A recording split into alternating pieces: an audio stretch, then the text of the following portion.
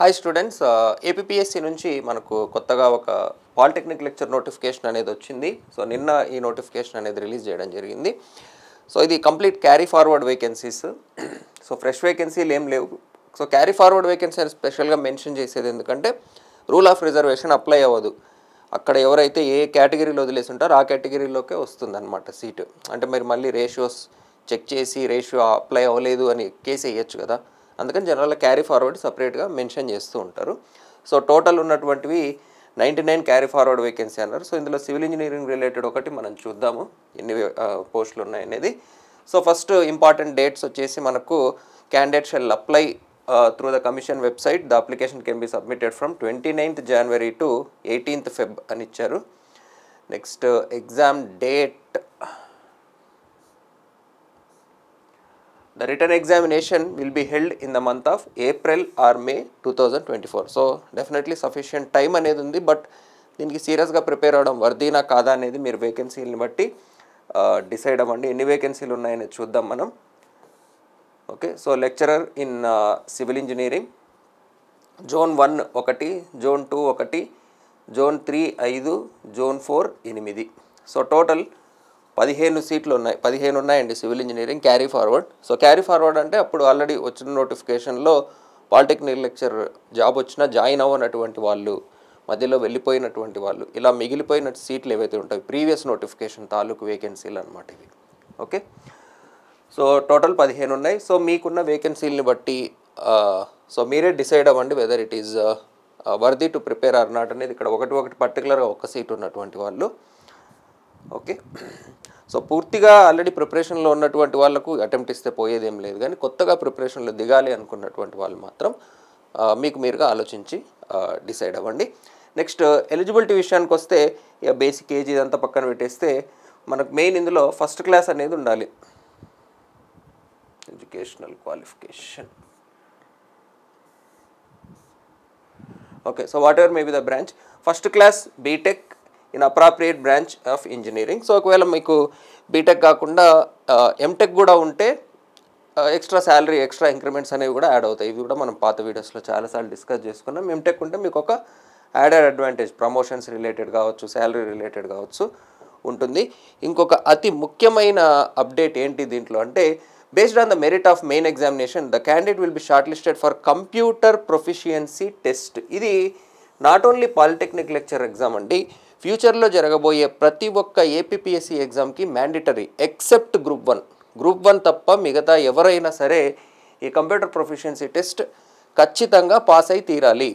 ఇది ఎందుకు పెట్టారు అంటే, రీసెంట్ ఈ స్కిల్ డెవలప్మెంట్ డిస్కషన్ వీటిల్లో గవర్నమెంట్ ఎంప్లాయీస్ చాలామందికి మినిమం కంప్యూటర్ నాలెడ్జ్ కూడా లేకపోవడం వల్ల గవర్నమెంట్ ఏదైనా ఆన్లైన్ రిలేటెడ్ సర్వీసెస్ ఏవి అప్గ్రేడ్ చేసినా కూడా గవర్నమెంట్ ఎంప్లాయీస్ వాటిని ప్రాపర్గా ఇంప్లిమెంట్ చేయలేకపోతున్నారు.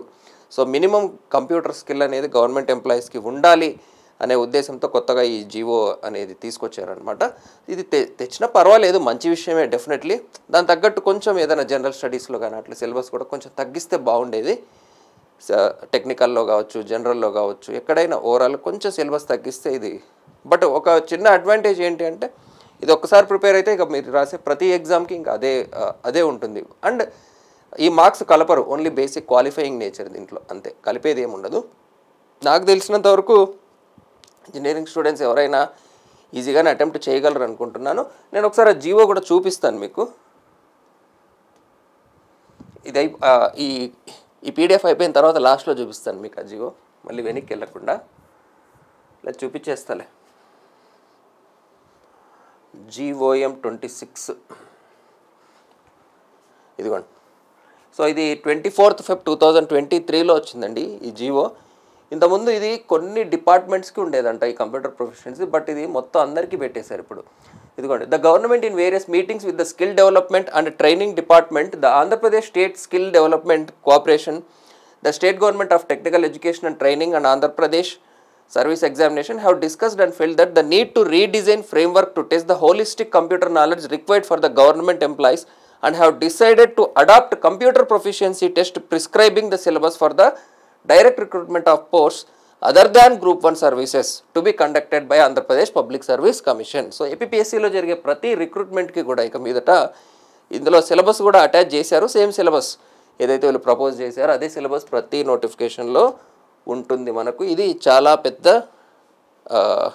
ఏమంటారు అప్డేట్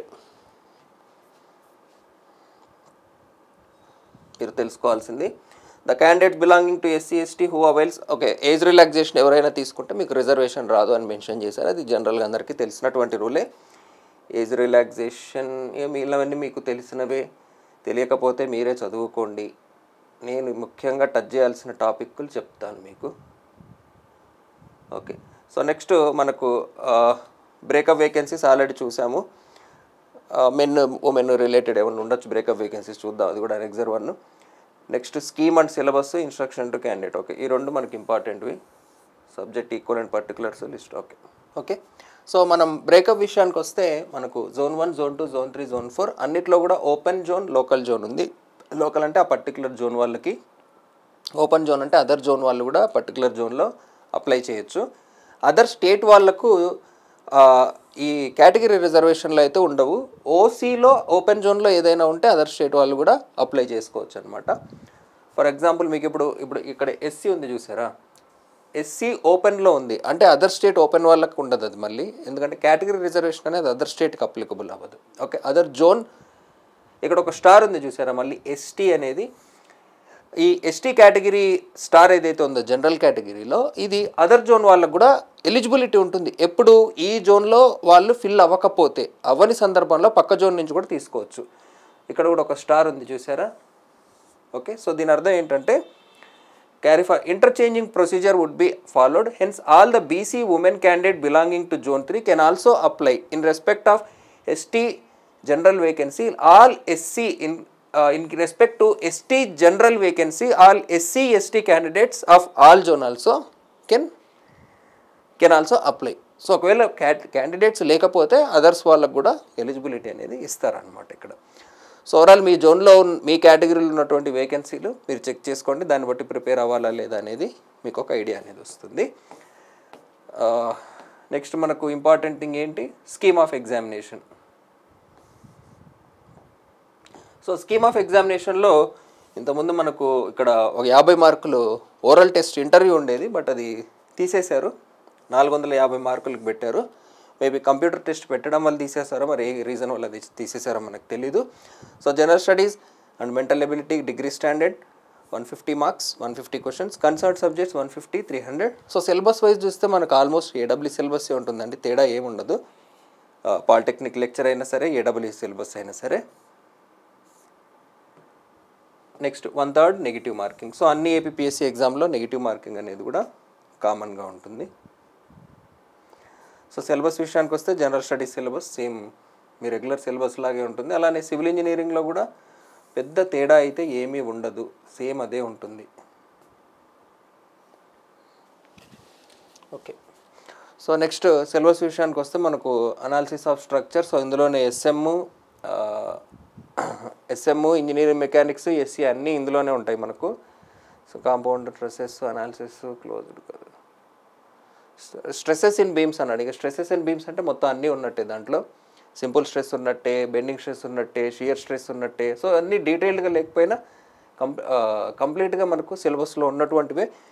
ఇన్ కేస్ ఏదైనా ఒకవేళ మిస్ అయినట్టు నాకు అనిపిస్తే నేను మీకు టేబుల్లో మెన్షన్ చేసిస్తాను సిలబస్ సెగ్రిగేషన్లో, బట్ నాకు తెలిసి అయితే ఏడబ్ల్యూలో ఉన్న సిలబస్ ఏదైతే ఉంటుందో సేమ్ అదే ఉంటుంది. నెక్స్ట్ స్ట్రక్చరల్ డిజైన్ విషయానికి వస్తే ఒకటి ఆర్సీసీ, స్టీల్, ఓకే ఉంది, స్టీల్ కూడా ఉంది, FM, water resource, surveying, geotechnical, transportation, environmental. So మొత్తం మన ఏడబ్ల్యూ రిలేటెడ్ సిలబస్ ఏదైతే ఉందో అదంతా ఉంటుంది. నేను మళ్ళీ ఒకసారి చెక్ చేస్తాను ఏదైనా ఇంటర్నల్గా ఏదైనా టాపిక్ మిస్ అయిందా లేదా యాడ్ అయిందా అనేది. ఓవరాల్గా ఇదే అండి మనకు సిలబస్. అండ్ ప్యాటర్న్ విషయానికి వస్తే ఒక కంప్యూటర్ ప్రొఫిషియన్సీ టెస్ట్ అనేది ఒకటి ఎక్స్ట్రాగా యాడ్ అయింది. దాని తాలూకు సిలబస్ కూడా మనకు ఇందులోనే మెన్షన్ చేశారు.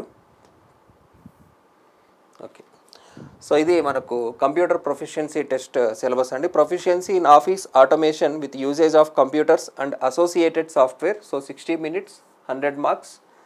Minimum qualifying mark. ఇది ఓన్లీ క్వాలిఫైయింగ్ మార్క్ రావాలండి. దీనికి మళ్ళీ ఈ మార్క్స్ యాడ్ చేయడం అనేది ఏమీ ఉండదు. ఇందులో 2 పార్ట్స్ ఉన్నాయి మళ్ళీ. So syllabus for proficiency part A, part B. Syllabus అయితే చాలానే ఉంది, బట్ ఇంజనీరింగ్ స్టూడెంట్స్కి పెద్ద కష్టం ఉండకపోవచ్చు అనే అనుకుంటున్నాను ఇవి నేర్చుకోవడానికి. Test may be designed to assess candidate. So ఇది ఎంసీక్యూ టెస్ట్ ఉంటుంది 20%. A computer base assessment where prepare a model document and organize the same in the formatted manner. This should cover evaluating typing speed, organizing the document and covering several other aspects such as inserting tables, images, word art, evaluating typing speed, organizing and inserting different objects. So ఈ పైదానికి 25% marks, దీనికి 15%. Prepare Excel sheet to fill the data format, merging, splitting cells 20%. ఇది complete XL రిలేటెడే ఒక 20% ఇచ్చారు. దాన్ని గ్రాఫికల్గా preparation of different graphs based on the data using Excel. Prepare a PowerPoint presentation using standard layouts available and filling different slides with content.